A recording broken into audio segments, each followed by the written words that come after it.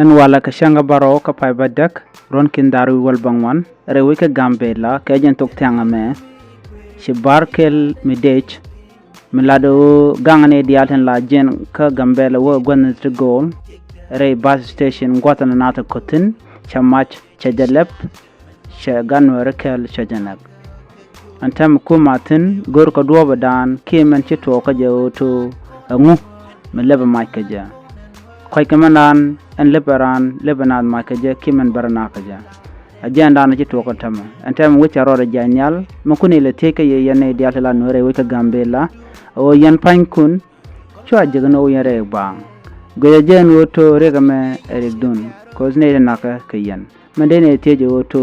aranti jal karwade gorje woto biya jal enemi ci kumedan che lot kamandan anakaramo mo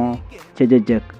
akonti chu jal bang ko to ci pinyi chagwa chane guje woto men mi ci kume che rega mo che jari alaka che tok agenda ndene tiye yene diala bu gonto gol ba gorje woto nubi bi shemore bu kona yodika mi pin mo gwa ki jaga bu kulaban agenda roba dana ndene goro de yana ngakajen mu gorjo to bi roanti ko ken be kalin goro to bine sheke kajen youtube da nuer online